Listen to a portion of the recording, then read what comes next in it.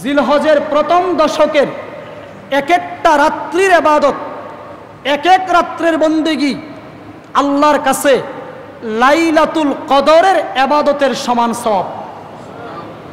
এক এক রাত্রির ইবাদত লাইলাতুল কদরের ইবাদতের সমান সওয়াব। এই গুরুত্বপূর্ণ সময়টা আমাদের আসছে। এই আজকেই সূর্য ডুবলে যদি চাঁদ উঠে আজ থেকেই শুরু হয়ে যাবে এক এক রাত্রির ফজিলত লাইলাতুল কদরের সমান। মেরে দোস্ত, এই রাত যেন অবহেলায় না কাটে।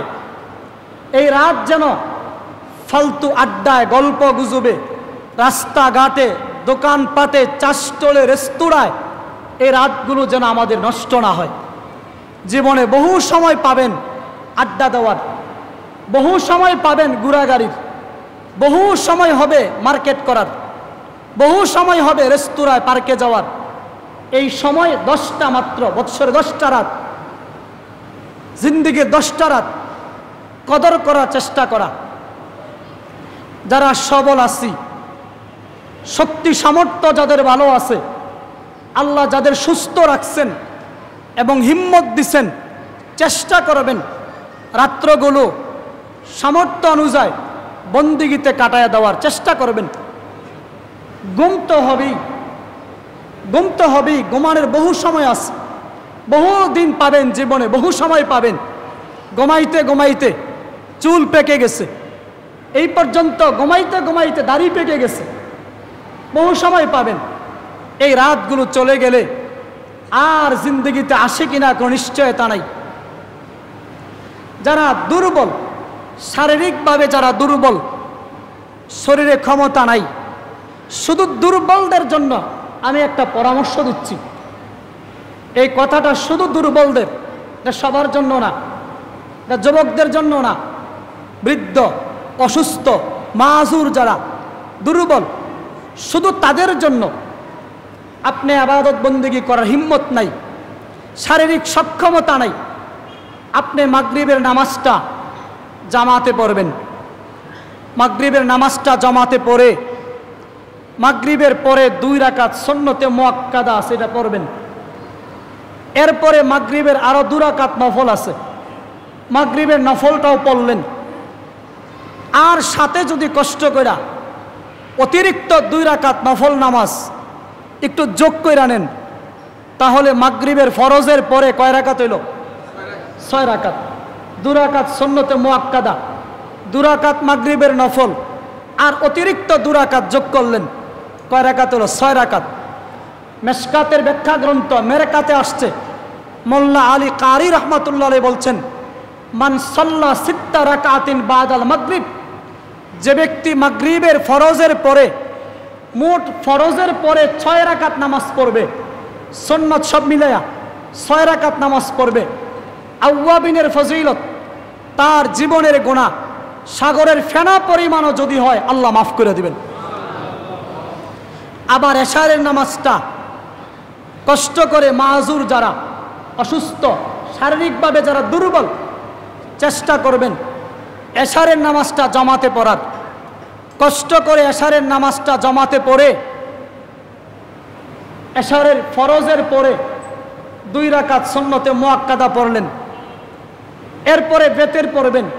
এই বেতেরের আগে আরেকটু হিম্মত কইরা 2 রাকাত নফল নামাজ তাহাজ্জুদের নিয়তে, সালাতুত তাওবার নিয়তে, হাজতের নিয়তে, নফলের নিয়তে, এই সবগুলো নিয়ত একসাথে যোগ কইরা মাত্র 2 রাকাত নামাজ পড়লেন।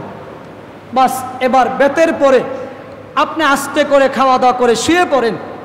রাত্র বন্দেগী করতে পারেন না, অসুবিধা নাই, আপনি আবার ফজরের নামাজটা জামাতে পড়েন। ইনশাআল্লাহ সারা রাত আপনি বন্দেগী করার সমান সওয়াব পেয়ে যাবেন। আচ্ছা বলেন, এই কথাটা সবার জন্য তো না? দুর্বলদের? দুর্বলদের। এখন আপনি যদি নিজের দুর্বল মনে করেন, না আমি দুর্বল, আমি পারি না, ঠিক আছে, আপনি দুর্বল হইলে এই এশারের ফরজের পরে, সুন্নতের পরে, বেতের আগে 2 রাকাত পড়া নিলেন, আপনি দুর্বল। কিন্তু বাসায় গিয়া 2 ঘন্টা রিমোট কন্ট্রোল, আর 1 ঘন্টা ফেসবুক, আর 1 ঘন্টা ইউটিউবের নর্তকীদের নাচন, এরপরে রাত 2টার সময় আপনি ঘুমান। আর এশারের পরে মসজিদে আপনি 2 রাকাত সুন্নাত কষ্ট করে পড়ছেন। আমি দুর্বল, আমি তো দুর্বল। আল্লাহর কাছে এসে দুর্বলের খাতায় নাম লেখায়া কষ্ট করে 2 রাকাত পড়ছেন।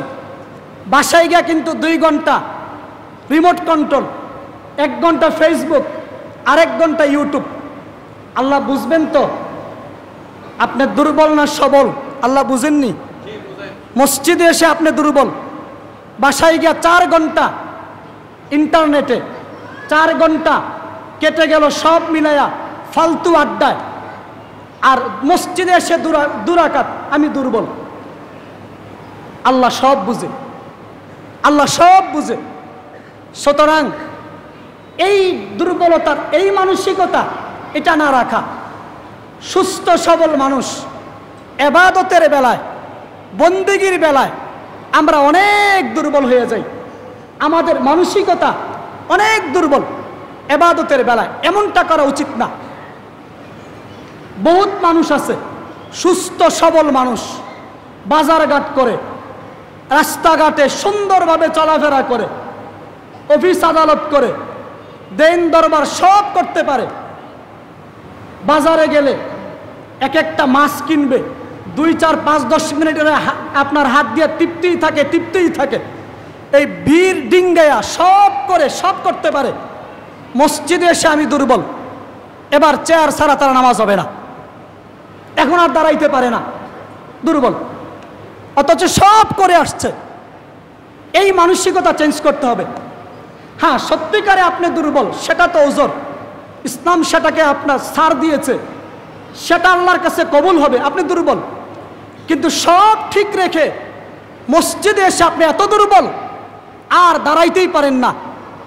ঘটনাচক্রে ইমাম সাহেব যদি 2 লাইন এশার নামাজে, ফজরের নামাজে 2 লাইন যদি আয়াতটা, পৃষ্ঠাটা মিল করার জন্য একটু বাড়াইয়া পড়ে, পরের দিন এই হুজুর ভালো না, এত লম্বা পরে থাকা যায়? অথচ আপনি 2 ঘন্টা রাস্তায় হাইটে হাইটে আড্ডা দিয়ে আসছেন, একটা বার 1 মিনিটের জন্য কোমর ব্যথা হইল না।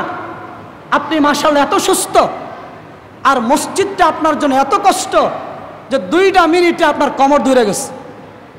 এই মানসিকতা আমাদের বদলাইতে হবে। আল্লাহ আপনার আমার দিল দেখে, ইসলামের জন্য, আল্লাহর জন্য, আখেরাতের বন্দেগীর জন্য আমরা কি করি, এই মানসিকতাটা আল্লাহ আমাদের দেখে, মনটা দেখে। এজন্য মেরে আহবাব, এগুলো আমাদের বুঝতে হবে। আপনাদের কষ্ট দেওয়ার জন্য বলছি না, এটা একটা বাস্তবতা।